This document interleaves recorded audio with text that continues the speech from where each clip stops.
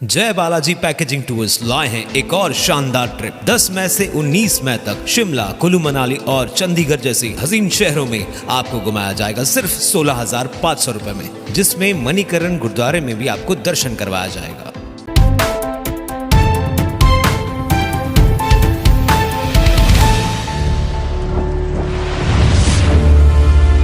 Town दर्शन news, समाचार ही नहीं विचार भी। नमस्कार, मैं अशोक पिन्यानी, आप देख रहे हैं टाउन दर्शन न्यूज।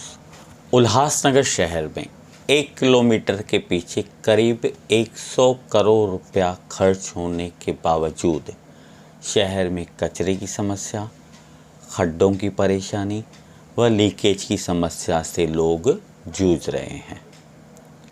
यह अहम बात अजीत माखीजानी जी ने टाउन दर्शन से एक मुलाकात में बजट के बारे में बात करते हुए कही। आइए देखते हैं अजीत माखीजानी जी से पूरी मुलाकात, वो क्या कह रहे हैं। अशोक जी, पहले तो मैं बताना चाहूँगा कि बहुत बड़ी खुशी की बात है, अभी ये साल का जो बजट आया है 2022-23 का, वो 1000 करोड़ के ऊपर आया है। मतलब 1100 समथिंग करोड़ ऐसा कुछ उस दिन मैंने देखा, इतना बजट आया। ये बहुत अच्छी खुशी की बात है हमारे शहर के लिए कि इतना पैसा अगर हमारे शहर में आएगा तो हमारा शहर न जाने कहाँ से कहाँ पहुँच सकता है। लेकिन बड़े दुख की बात है, मैं कहना चाहूँगा, लास्ट ईयर भी जो बजट था वो 800 करोड़ के ऊपर था, अभी 1100 करोड़ के ऊपर है। एमएलए फंड्स अलग से आते हैं, एमपी फंड्स अलग से मिलते हैं, कुछ सेंट्रल गवर्नमेंट की स्कीम्स के थ्रू हमारे को कुछ फंड्स अलग से मिलते हैं, कुछ स्टेट गवर्नमेंट से हमारे को फंड्स अलग से मिलते हैं किसी काम के लिए।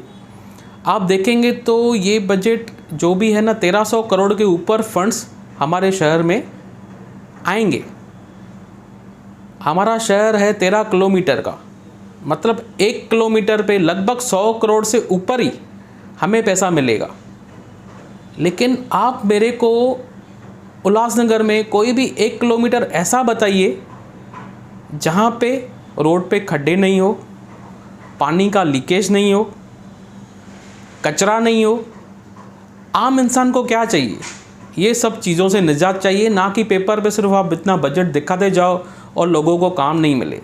तो मैं यही कहना चाहूँगा, कहाँ है वो अधिकारी, कहाँ है वो राजनेता जो शहर में इतनी बड़ी प्रॉमिसेस करते हैं, पैसे भी आते हैं लेकिन पैसे जाते कहाँ हैं? वो बड़े दुख की बात है। इतने फंड्स आने के बाद भी काम नहीं हो रहा है, तो आपको क्या लग रहा है कि फंड्स की हेराफेरी चल रही है या क्या आपकी उस पर राय है? समझने वाली बात है अशोक जी।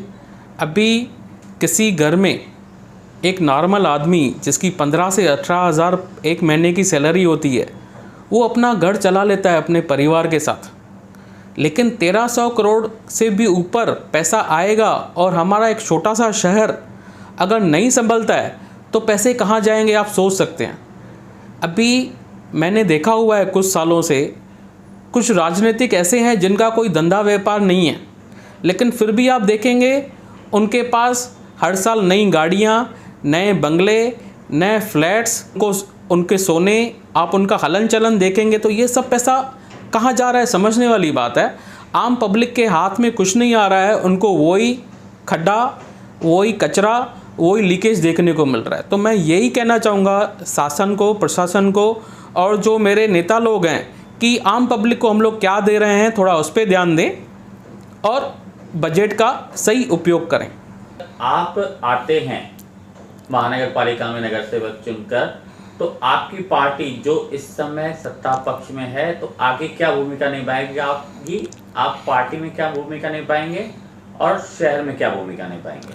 अशोक जी, ये जो शहर की हालत है उसको देख के ही मैं राजनीति में आने की सोच रहा हूँ। मुझे ओमी कालानी जी ने बोला है आप राजनीति में आइए, और मेरे रोल मॉडल हैं श्री पप्पू कालानी जी, जिनका एक अपना ही विज़न है शहर को नया बनाने का, नई सोच रखने का। मैं वो देख के ही राजनीति में आ रहा हूँ।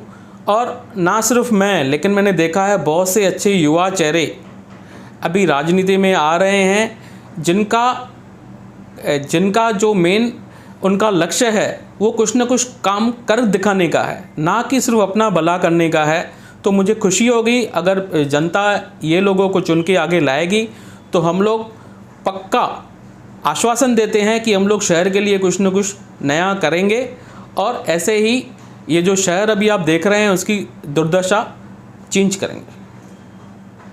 आपने यही बजट नहीं, पहले के भी बजटों पर सवाल उठाए हैं, भाई शहर वासियों को क्या मिल रहा है। तो कहीं ना कहीं ये आपकी स्टेटमेंट एनसीपी पार्टी के ऊपर भी सवालिया निशान लगा रही है कि एनसीपी पार्टी भी सत्ता पक्ष में काफ़ी समय रही है, तो उन्होंने क्या किया। अभी आप देखेंगे पिछला जो 5 साल गया है वो मुझे नहीं लगता है किसी भी पार्टी, एक ही पार्टी की कोई सत्ता रही है। अभी भी आप आम जनता से किसी से पूछेंगे, उनको पता नहीं है कि अभी कौन सी सरकार है। तो मैं यही कहना चाहूँगा, जनता एक साइड आके अभी जो पढ़े लिखे और जो यंग जनरेशन आ रही हैं उनको आगे चुने, तो हम लोग कुछ ना कुछ शहरवासियों को जो उनकी अपेक्षा है हम लोग उस पर खरे उतरें और हम लोग कुछ ना कुछ उस पर काम करके दिखाएं। टाउन दर्शन न्यूज़, समाचार ही नहीं विचार भी।